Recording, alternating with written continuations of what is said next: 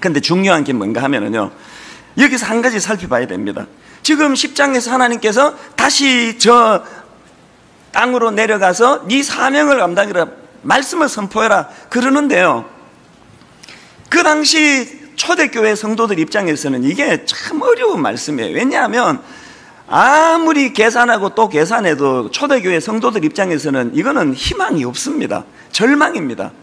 여러분, 그 총칼로 무장한, 총은 아니고 로마 군인들이니까, 그렇게 그 흉측한 흉기로 무장한 군인들의 압제를 그 교회가 어떻게 감당합니까? 한국 교회처럼 뭐 1000,000명이나 되고 그것도 아니잖아요. 그 당시 교회라 봐야 뭐 조그마한 그런 인원인데 이건 감당할 수가 없잖아요. 그래서 절망이에요. 우리 이길 수 없습니다. 그런 생각을 하는데 자꾸 하나님께서는 아니라는 거예요. 희망이 있다는 거예요. 로마를 이길 수 있다는 거예요. 이게 여러분 수용이 되겠습니까? 그 당하던 입장에서는요. 근데 여러분 2000년의 세월이 지나고 우리는 역사를 알잖아요. 여러분 어느 분 말씀이 오르셨어요? 하나님이 오르셨잖아요. 로마를 이겼잖아요. 나중에 로마가 기독교를 국교로 삼을 정도로 백기투항을 하잖아요. 이게 어떻게 가능하냐고요? 그게 복음이에요. 그러면서 하나님께서는 아직 희망이 있으니까 희망을 가지고 내려가라는 거예요. 땅으로 가서 선포하라는 거예요. 저는 이 말씀이 왜 위로가 되는가 하면요, 지금 한국교회 상황은요, 더도 덜도 말고 딱 지금 로마 교회 압제 앞에 절망하던 초대교회 상황이에요. 믿음 없는 제 눈으로 보면요, 한국교회 끝났습니다. 희망 없어요. 이렇게 이미지가 땅에 떨어져 가지고 무슨 복음을 전합니까? 지난주에도 또 어떤 목사님이 또 큰 거 한 건 또 쳤더라고요. 무슨 지하철에서 여자 치마 입은 치마 사진 찍다가 들켜가지고, 이게 무슨 망신이에요 이게 뭐 끊임없이 이런 일들이 나오고 있으니까 저는 절망하는 거예요. 이제 끝났다, 안 된다, 이제 한국교회 희망 없다. 그런데 여러분, 제가 눈만 감으면 하나님이 저를 책망하시는 거예요. 아니라는 거예요. 희망이 있다는 거예요. 무슨 소리냐, 니는 니 할 일만 잘하면 된다는 거예요. 그러시면서 하나님께서 10장의 사명을 감당할 수 있는 비법을 하나 가르쳐 주세요. 이게 우리에게 얼마나 중요합니까? 그 비법이 뭐냐? 유일한 대안이 9절 말씀이에요. 9절을 한번 보십시오. 하나님이 주시는 대안이에요. 내가 천사에게 나아가 작은 두루마리를 달라 한적, 그 다음 보세요. 천사가 이르되 갖다 먹어버리라. 내 배에는 쓰나 내 입에는 꿀같이 달리라 하거늘. 여러분, 이 11절에서의 그 무거운 사명을 감당할 수 있는 하나님이 주신 대안이 뭐냐? 말씀을 먹으라는 게, 말씀을. 그러고 보니까요, 오늘 한국 교회가 이 지경이 된 결정적인 것, 우리가 말씀을 읽는지는 몰라도 말씀의 영향력 아래 놓아지나 말씀을 먹지를 않습니다. 그 지하철 가서 그 사진 찍고 있는 그 목사가 말씀을 안 먹으니까 그 짓 하는 거 아니겠습니까? 오늘 저는 이런 맥락에서 준엄하게 주시는 하나님의 이 9절에서의 이 대안, 이게 우리 모두에게 하나님 앞에 심각하게 들려지는 하나님의 명령이 되기 바랍니다. 여러분, 지금 여기 중직자들 계시잖아요. 장로들이 한국 교회를 간혹 힘들게 하지 않습니까? 자기 교회에 그 장로 한 사람 때문에 어려움을 겪는 교회가 생각보다 많아요. 그 장로를 잘못 뽑은 게 아니고요, 뽑을 때까지는 잘 뽑은 거예요. 근데 그 장로가 뽑히고 말씀을 안 먹어서 그래요. 그 지하철에서 그 남의 여자 그 사진 찍은 그 목사가요, 처음부터 그랬을까요? 아닐 거라고 생각해요. 왜 그 지경이 됐나? 말씀을 안 먹어서 그래요. 목사고 장로고 뭐 아무 소용없습니다. 말씀 안 먹으면 그런 저질이 되는 거고요. 하나님 말씀 앞에 돌아가서 말씀을 먹고 말씀의 영향을 받으면 하나님이 보시는 존귀한 주의 종이 되는 거예요. 타이틀 하나도 중요하지 않습니다. 오늘 여기에 중직자들, 모태신앙, 저는 여러분들이 하나님의 말씀을 귀히 여기고 말씀을 먹는 여러분 되시기를 바랍니다. 10절에서요, 요한이 이제 그 말씀을 먹으라는 그 말씀 앞에 순종을 해요. 그랬더니 어떤 일이 일어나느냐? 두 가지 양상이 나타나는데요. 첫 번째를 보세요. 우선 그 말씀을 먹었더니 그 말씀이 입에 꿀같이 달더라는 거예요. 10절을 한번 보세요. 내가 천사의 손에서 작은 두루마리를 갖다 먹어버리니, 그 다음 보세요. 내 입에는 꿀같이 다나. 오늘 우리가 이거 경험 안 하면 신앙생활 어렵습니다. 여러분, 하나님의 말씀이 여러분 인생에 꿀같이 달다는 걸 경험해 본 적 있으세요? 우리가 잘 아는 시편 119편 105절에 이런 말씀이 있지 않습니까? 주의 말씀은 내 발의 등이요 내 길의 빛이니이다.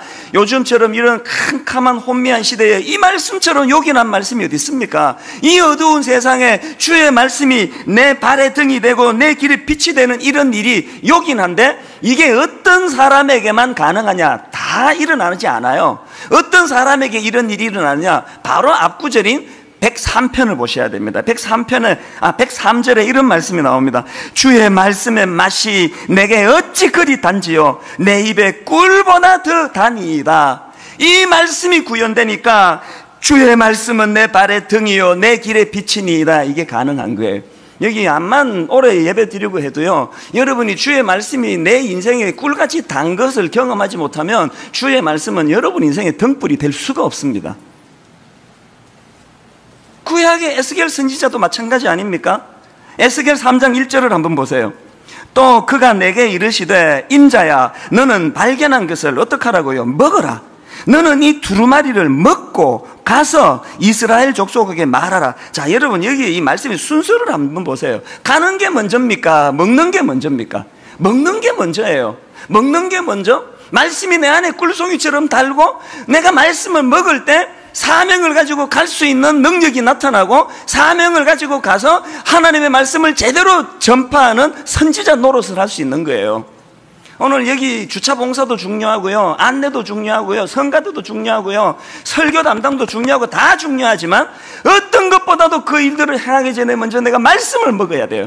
내 말씀의 영향을 받아야 돼요. 이찬수 목사 이거 아무것도 아니에요. 언제 제가 여러분을 혼미하게 할지 모르는 게 저예요. 말씀을 제가 먹지 않고 말씀을 소홀히 하는 순간 내 인생은 끝장이에요. 저 믿지 마세요. 나중에 뭐 여러분 저 인간 내가 실망했다 이런 이야기 할 거 하나도 없어요. 뭐 이제 알았습니까? 인간에게 무슨 선한 게 나옵니까?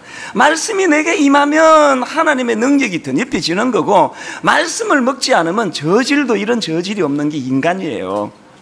오늘 분당 우리 교회는 자기의 고상한 인격을 자랑하는 지도자들이 아니라 말씀을 소중히 여기는 지도자들이 모인 교회가 되기를 바랍니다. 예레미야도 마찬가지 아닙니까? 세상에 예레미야 같이 이런 참 문제가 많은 사람이 어디 있습니까? 하나님이 확신을 가지고 자기 인생에 개입하시니까 고작 한다는 소리가 예레미야 1장 6절. 내가 이르되 슬프도소이다 주 여호와여 보소서 나는 아이라 말할 줄을 알지 못하나이다. 제가 여러분이 6절에서 깨달은 게 뭔지 아세요? 은혜 못 받고 어리버리한 인간에게 하나님 말씀이 임하면요, 그게 슬퍼져요. 안 임하는 게 나아요. 차라리 하나님 말씀이 임하면 슬퍼요. 슬퍼도소이다 주 여호와여. 내가 어린애 같은데 내가 그 일 어떻게 감당합니까? 이런 문제가 많은 사람이 예레미야인데, 하나님께서 그 예레미야에게 처방은 딱 하나밖에 안 주세요. 그 처방이 뭐예요? 자, 한번 보세요. 그 처방이 그 다음 9절입니다 9절. 여호와께서 그의 손을 내밀어 내 입에 대시며 여호와께서 내게 이르시되 보라 내가 내 말을 내 입에 두었노라. 말씀을 주신 거예요. 그랬더니 자, 예레미야 15장 16절을 한번 보십시오. 예레미야가 어떻게 행동합니까? 내가 주의 말씀을 얻어먹었사오니 주의 말씀은 내게 기쁨과 내 마음의 즐거움이오니. 예레미야는요, 다 아시죠? 눈물의 선지자예요. 그 사역이 얼마나 버겁고 힘들었던지, 그 복음을 전하는 대상이 얼마나 포악했던지 가슴을 치며 눈물을 흘렸던 선지자인데, 그가 그것을 감당할 수 있는 비결은 하나예요. 하나님 주신 말씀을 자기가 먹으니까 그 말씀이 자기 인생의 기쁨이요 마음의 즐거움이 되더라는 거예요. 그 기쁨을 가지고 사역을 기쁘게 감당한 게 예레미야예요. 닉 부이치치 이야기했잖아요. 그 10살 때 욕실에서 자살하려고 했던 그 인생이 어떻게 이렇게 가치 있는 인생, 장가도 갔어요. 장가도. 또 애도 낳았어요. 그 부인도 대단한 부인이 아닙니까? 그 자식도 대단한 자식이에요.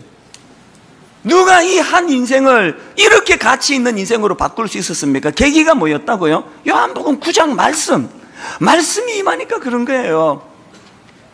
그 저도 마찬가지 아닙니까? 저는 막내로 자라나가지고 운명이 온 식구들이 다 미국으로 전가족 이민을 가는데 저한테 무슨 선택권이 있습니까? 다 이민 간대는데 미국에서 살았잖아요. 대학 졸업하고 형님이 직접 해가지고 또 누나들이 고맙게 개 1번, 2번, 3번 타가지고 그렇게 막내 동생을 위해 가지고 비즈니스 시작하도록 그렇게 오픈해 줬는데 난감한 일이 벌어진 거예요. 그렇게 석 달밖에 안 됐는데 말씀이 제게 임했어요. 목회를 하라는 거예요. 한국 가서. 이 얼마나 난감한 일이에요. 이 설명할 길이 없어요. 제가 우리 형제들에게 참 오해를 많이 받았죠. 너 참 하여튼 문제다. 사람이 끈기가 없어가지고 그 석 달 만에 그것도 때리치우냐? 미국에는 그 교회가 없냐? 신학교가 없냐? 왜 한국 가야 되는데? 설명할 길이 없어요. 그 제가 창세기부터 요한계시록까지 다시 말씀을 읽었습니다. 천천히 하나님 말씀을 읽는 가운데 말씀 가운데 하나님이 제게 확신을 주시니까 그래서 다시 보따리 2개 싸들고 저 혼자만 한국으로 돌아왔지 않습니까? 아마도 우리 형제들이 몰라도요, 저것도 석 달 있으면 또 돌아온다 저거. 저거 철이 없어가지고 그랬을 거예요. 제가 석 달 만에 안 돌아갔습니다. 할렐루야. 왜 안 돌아갔을까요? 말씀을 받았거든요. 끈기 없는 막내로 자란 제가 23년 동안 지금 한국에서, 그래서 제가요, 제 인생을 돌아보면은요, 내 생애에 가장 잘한 게 그때 그 말씀이 순종한 거예요. 이게 대박 아닙니까? 한국에 안 나왔으면 제가 어떻게 여러분 같은 귀한 분들을 섬기는 이런 목회자가 됐겠냐고요.